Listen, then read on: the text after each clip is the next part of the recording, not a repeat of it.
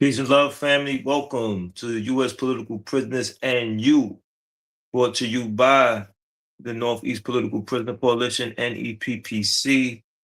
This is on Black Power Media. Please subscribe to Black Power Media if you haven't done so, and encourage others. We have to control our own platform. We have to control our own narrative, because this is a war of ideas, and this idea is indeed an idea that we need to take um, serious responsibility regarding how we deal with it. And that idea is the political prisoner. So today I'm with my brother Tariq, and we'll be talking about what occurred May 30th, right, at the Riverside Church. It was remarkable, it was powerful, it was inspiring. I seen people I haven't seen in a while, Talib Shakur, I seen Erica Ford, a number of people. I seen M1 of Dead Prez, one of my favorite hip hop artists, one of my favorite hip hop groups, because they take accountability and they're adamant about our political prisoners. But before I get deep into this discussion and let my brother, as he always does, introduce himself and then give you his format or give you his brief bio on who he is, just in case you don't know who he is. I just want to talk about the history of the Riverside Church. And the Riverside Church is where this historical celebration, this historical commemoration of a powerful ancestor, Asada Shakur, was celebrated, was recognized for her contribution, for her courage, for her accountability. So the Riverside Church, from its inception, Riverside Church has been a center for social justice, reflecting Fosdick's vision of an interdenominational, interracial, and international church. It has hosted prominent figures such as Martin Luther King Jr., Cesar Chavez, Desmond Tutu, and Nelson Mandela, and has been active in movements including anti-war campaigns, civil rights, immigrants' rights, and LGBTQ and advocacy. Its congregation is diverse, representing over 40 ethnic groups, and the church has been a model of liberal Protestantism in the United States. So that's just to give you a little view of this historic church. And my brother talked to you about Fidel Castro being at that church speaking. So that's why this church was very important that we were there, very important that we got to recognize our liberated political prisoner, Assata Shakur. And that was very important that we came together for that event because it brought hundreds together, people living in different places, people are part of different political formations, but yet and still, all of that didn't matter. What mattered was that what was your position regarding Asada Shakur? How would you celebrate her? How would you recognize her? And when you were there, you got the sense of we all were on the same accord. We all understood her significance, her importance, and that said a lot to me. That allowed me to understand how much more I need to be doing and how serious I need to take up this work. Sada Shakur, she spoke on political prisoners while they had the celebration. They had a video of her speaking, and she spoke on political prisoner. And I thought that that was important because it allowed us to understand that she stood on political prisoners, on the right to free our political prisoners, and it being our responsibility to do so. I thought it was very important that Sundiata Kohli was there because Sundiata Kohli taught me and taught us that the state don't free political prisoners, the people do. And just to have that idea be present amongst the people there, we walked away from that understanding what was our collective responsibility to our political prisoners, what was our individual responsibility to our political prisoners, right? Because all of us don't share the same position when it comes to the level of commitment that we're making to our political prisoners. Because there's another number of campaigns going on. You have dealing with police brutality, you're dealing with reparations, you're dealing with the issues going on with Cuba, you're dealing with the issues going on with Zimbabwe, and a number of issues going on. And I get that. But it's important that we understand that within all of that, we need to make some recognition for our political prisoner. And so when we all came to that celebration and that recognition of this powerful ancestor, that said a lot about who we are and what we're doing. So, Brother Tariq. Yes, peace, family. I am Tyreek. I am a Black Panther. Also, I'm a former prisoner of war, a former Black Liberation Army prisoner of war. I spent 17 years in numerous American death camp prisons as a political prisoner of war. And I had done time with Assata's co-defendant, Sundiata. So, right? Yes, my brother, I appreciate you always being here to state your position as it relates to how we deal with political prisoner. And you laid out who you are and the commitment and the sacrifices that you made. I know that you were with me. You were present at the Riverside Church this past weekend, and unfortunately, I didn't get to see you. I did see Brother Shep, but you and me, we both had the experience of being there, and we both took in what we took in, and it made us reflect on who Assata Shakur is, what she represents, and what we need to do moving forward. So, as I always do when I have you on, or whoever I have on, I have a number of questions that I have. So this is the first of several questions that I have, and when I provide you with the question, I'm also provide myself with the question because I want us to be able to have a strong dialogue from this episode so that when we come out of the episode, we internalize the concept of what it means to advocate for the freedom of our political prisoner and make sure that they don't die in prison. So, my first question is, what are your personal highlights in the Carry It On Memorial for Assata Shakur? Well, first of all, I think that I was very impressed with the showing.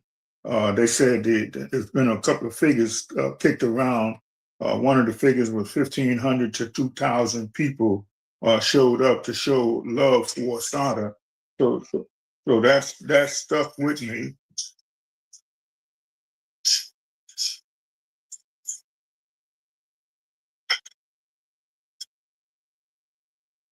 That has stuck with me.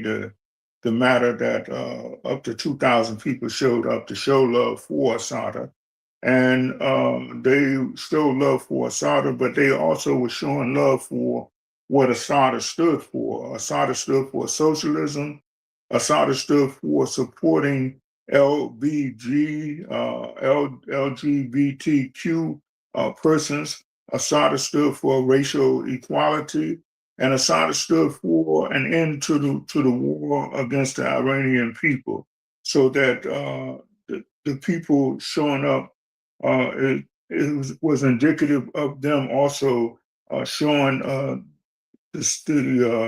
showing the signs that I pointed out, and they also showed that the presence of the people showed a lot of love for Cuba, and Cuba is should be especially thanked by all freedom-loving people for them. When the Black Panthers called, the Cubans answered. They took in Assata, and they showed they supported Assata, and they loved Assata, and they did this at a great price to themselves, so that the Cuban people need our support, and they especially need our support at this time because at this time America is going through a special period. America is broke, and they intend to use Cuba by cutting off the oil of Cuba, having an oil embargo, preventing the Venezuelans from selling oil to Cuba, preventing the Iranians from selling oil to Cuba. They mean to use Cuba as an example of to show actually China, because they want to cut off the Venezuelan oil to China, and they wanted to cut off the Iranian oil to China, because China was supporting America by buying treasury bonds, and the buying of the treasury bonds enabled America to give the impression that they was had unlimited wealth, and by China buying American treasury bonds, that enabled America to do deficit spending, and the deficit spending was covering the food stamps and the Medicaid and the other programs. And by China now pulling out of buying American treasury bonds, that means America will be visibly broke, and they're going to have to cut programs in order to in order to pay back persons who they owe money to. And China was buying the treasury bonds, and they no longer buying the treasury bonds. So they've been using Cuba as an example to show China that this is what will happen to you if you don't obey the capitalist colonizers. And the capitalist colonizers are cutting off the oil to Cuba to cause the Cuban economy to collapse, to show China that this is what will happen to China if they don't cooperate. And that's why they've cut off Venezuelan oil to China, and that's why they cut off the Iranian oil to China. And Maduro and the supreme leader of Iran, they refuse to obey the capitalist colonizers.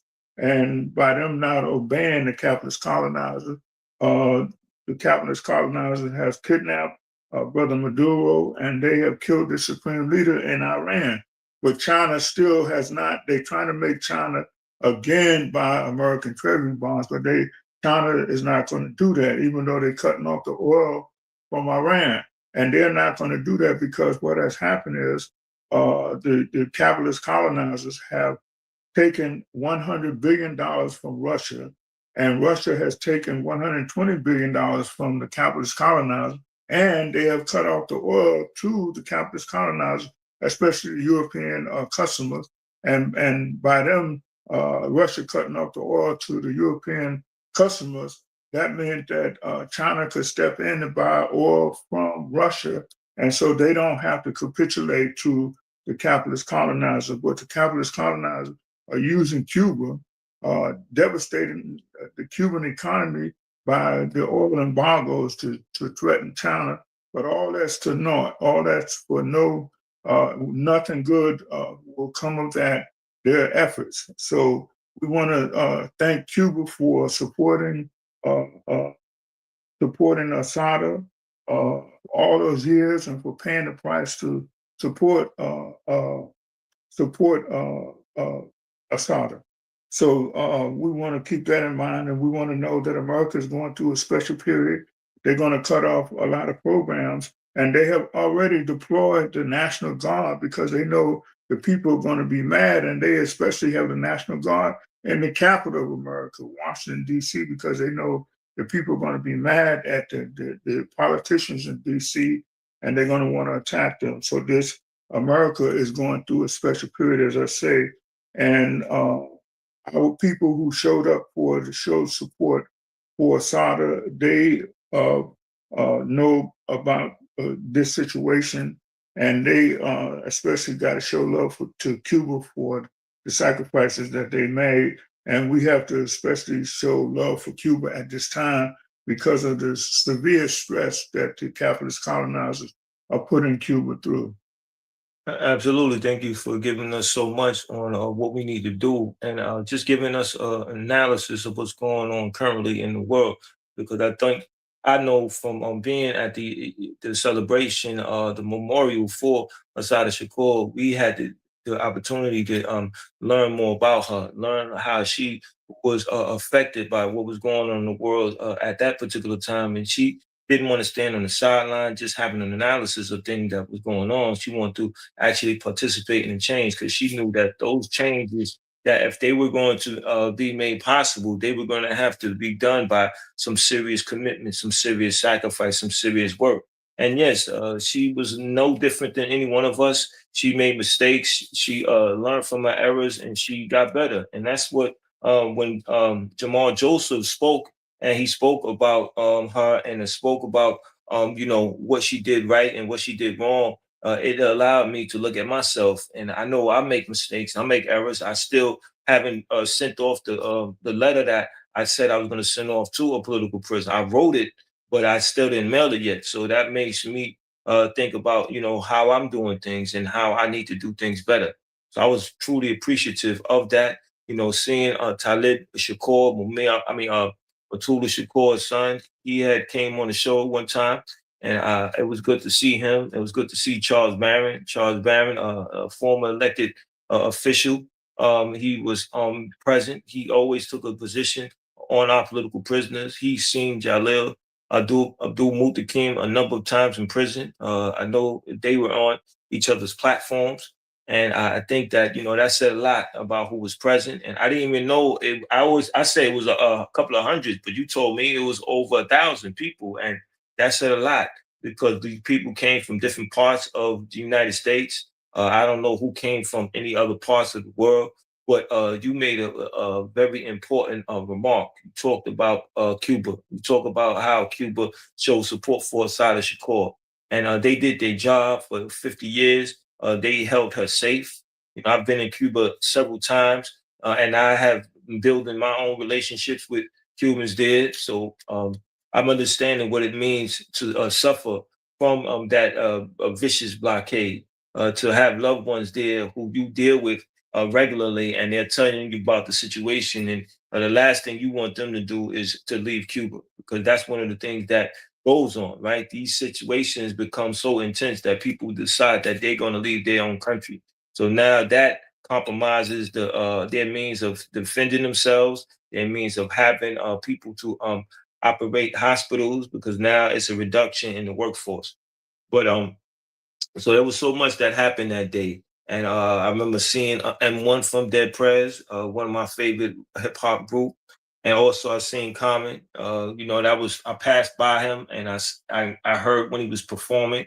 It was good because during this time, all these artists, most of these artists concerned about the quote unquote that bag, right? So they don't want to mess up the bag. They don't want to jeopardize that. So for him to be there and him to put that perspective on his politics, on being accountable for people who had that serious connection and relationship to common people. I think that said a lot about who he is as an artist and, what he represents in terms of our liberation struggle. So, question two is: there were a young generation present at the memorial. Why was that important? Well, I think that was important because that says that those young people are involved in the struggle. They have been studying what is going on, and they're going to unfortunately experience what our parents been going through because the present governmental administration intends to take the country back to the 30s and the 40s, and where they had black people very much underfoot, and they intend to take it back to them so that the young people who have studied our situation, unfortunately, they're going to begin to experience what they have only been studying about because, as I said, America's broke. They intend to cut programs, and they know that the American people are going to be very upset with that, the cutting of the programs. And these young people are going to see that what the American government is about. They're going to see that the capitalist economy, economic system is a gangster system, and the principals involved in that system are real gangsters, and they conduct themselves in a gangster-like way, and they intend to hurt and kill people, and as was typical during the 20s and 30s when our parents were coming up, and they want present government officials want to take the country back to that period because with the limited resources, they are saying that black people have and immigrants have jobs that they don't deserve to have, and they are firing black people and cutting out black people from the program and saying that the jobs that black people now occupy should go to white people. And really, the matter is that this thing of the scarcity of jobs is not because black people have jobs that white people should have, or the immigrants have jobs that white people should have. What has happened is the rich industrialists have moved millions of jobs overseas to various places in China, in Russia, and because in Indonesia, Bangladesh, Mexico, because they could pay these people like 30 cents an hour, whereas in America, they would have to pay the workers $30 an hour. And so the industrialists have moved millions of jobs overseas. And so there seems to be a scarcity of jobs, but it's not because black people have jobs that should go to whites, or immigrants have jobs that should go to whites. What has happened is that capitalists, industrialists have moved jobs overseas. And when President Trump was the president the first time, I think he's number 45, he said that the industrialists should be arrested if they don't bring their factories back to the American shores. And that is to say that they want to punish those people for having took their jobs overseas because the present administration, they know they're going to have to kill a lot of people.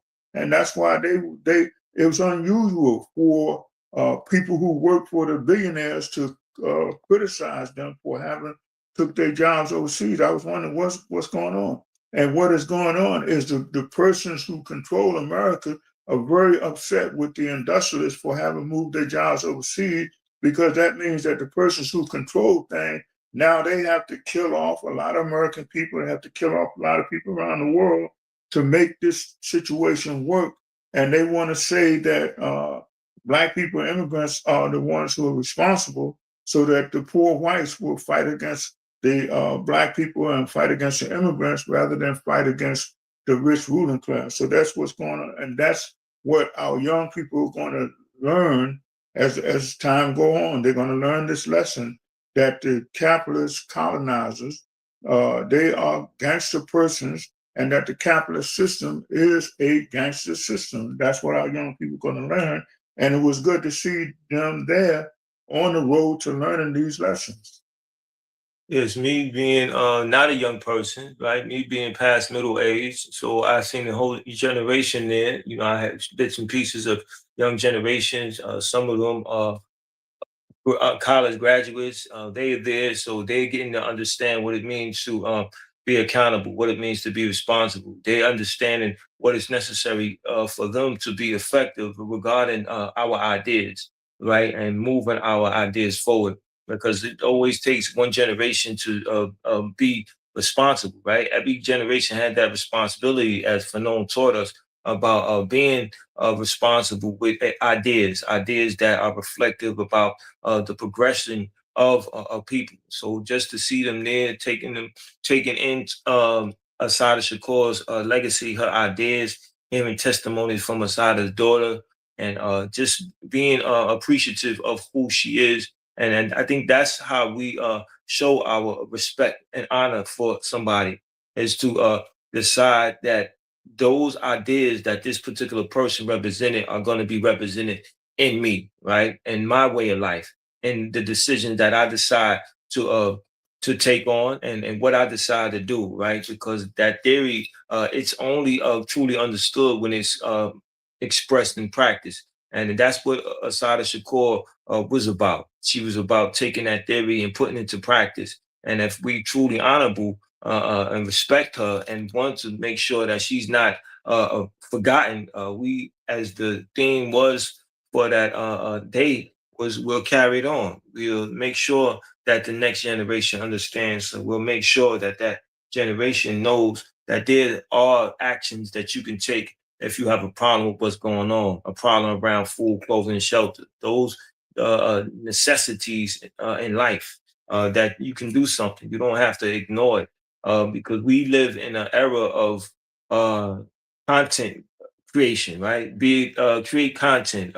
You create the right content, then you can get more money, and you know that's a major distraction, because it doesn't always relate to what you're actually doing in life outside of that cyber world, that virtual world. What are you doing in your community, right? You have to make that connection between your ideas and the current condition in your community. Sada was very clear on that, and I think that that's what gives this generation who were there at that celebration, that understanding of, you know, I can't just be content with sharing. I can't just be content with watching videos on YouTube. I have to actually take that into my reality and decide that I'm going to be a part of some serious organized action. I'm going to commit to that. I'm going to stand on these ideas. I'm going to deal with the consequences of such, right? You might be ridiculed by your family, by your friends. You might not be given certain job opportunities because of your politics. You know, this comes with being on the side of oppressed people, fighting for their liberation. Um, my next question, my brother, is during the memorial, there was a video of Assata Shakur speaking on political prisoners. Why was that important? Well, that's the whole key to the whole liberation process is the political prisoners. If we focus attention on them, we will see the way forward and we will see the way to Liberation Hilltop. And Assata was a political prisoner herself. And when we focus in on her life, we see the way to Liberation Hilltop. First, when she lived here in America, America prepared her to work for the capitalists in some capitalist job. You learn reading and writing and arithmetic to work in the capitalist job, but you don't learn about what's going on in the world. And Assata, as a political prisoner, and as all political prisoners have done, they have studied, they have gone beyond just learning and preparing to work in the capitalist system. They have went to transform themselves from being an American citizen to being a revolutionary person. And that took self-studying.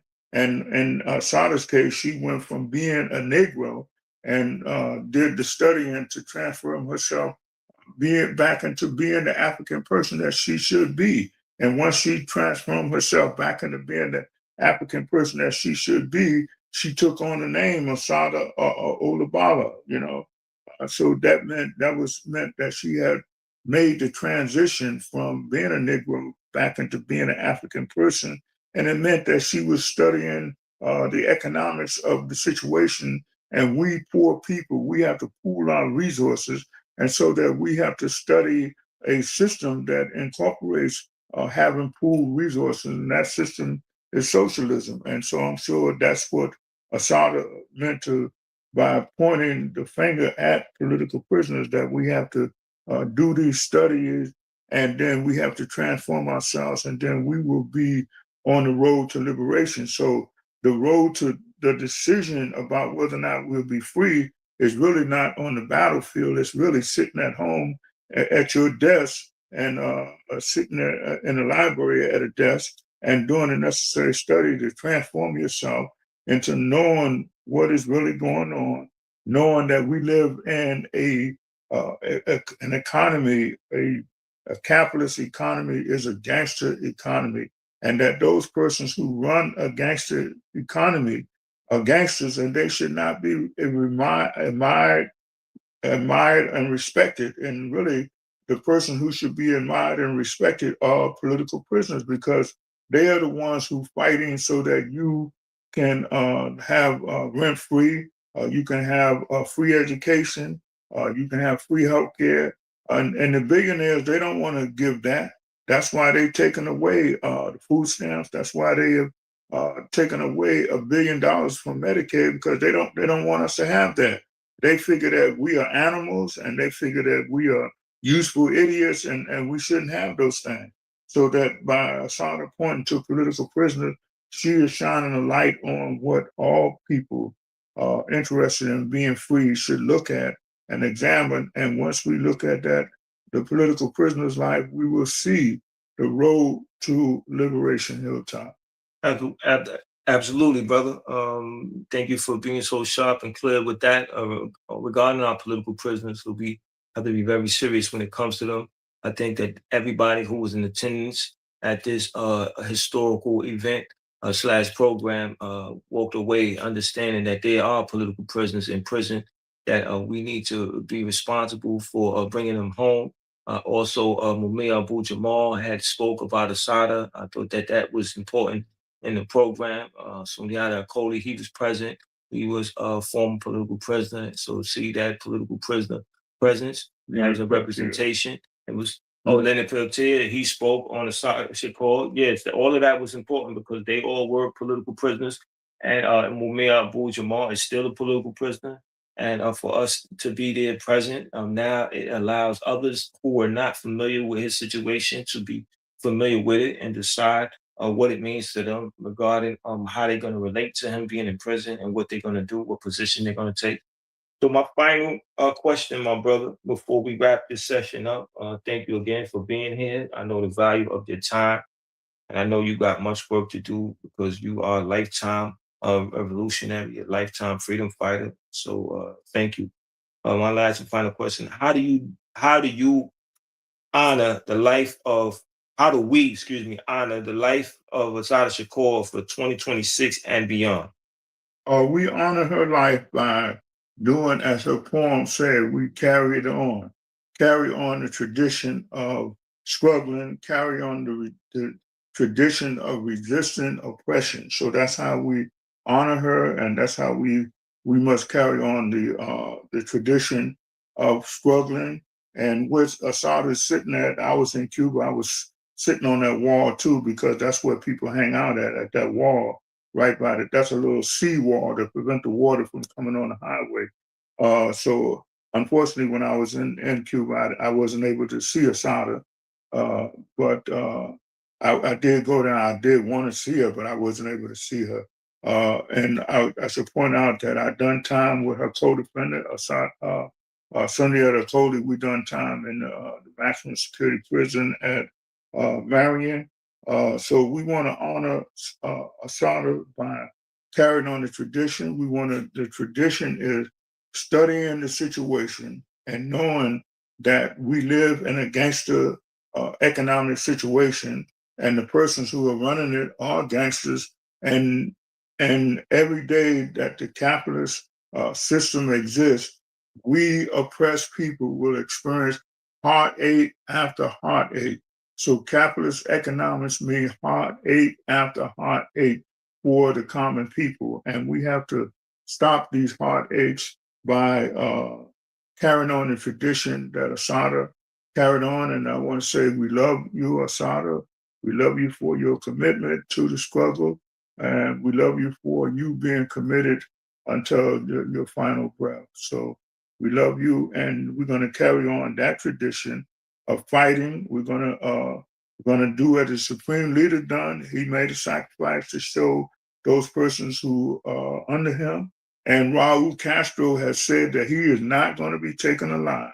So he is showing the proper example as a leader of the people. And if you're going to be a leader of the people, you have to be a leader all the way to the end, to the last breath, like Assata Shakur, like Raul has indicated that he's willing to go. And then once we carry on the tradition set out by Assata and the Supreme Leader and by Raul, we will be free. Absolutely. Thank you. It's hard to top those strong, powerful, empowering words. So I thank you, my brother. And this is the summer coming up of 2026, and it's a lot of things going on in our communities. If we educate our sisters, our brothers on the life and the commitments of Assata Shakur, we can raise their consciousness. We can make them think twice about their actions. We can let them know that they are our future, and what they do today impacts the entire community.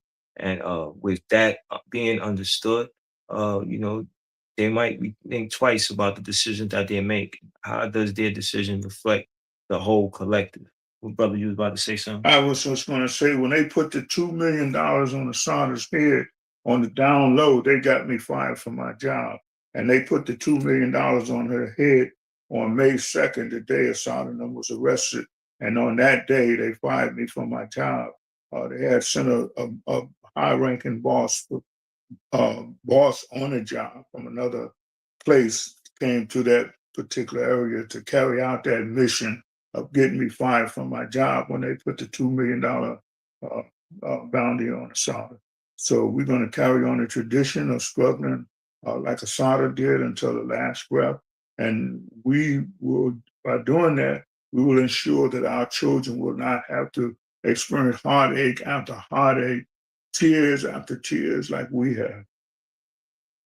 So y'all know the call. What's the call? Free them all. What's the call? Free them all. Don't let political prisoners die in prison. Peace, y'all. Free them all.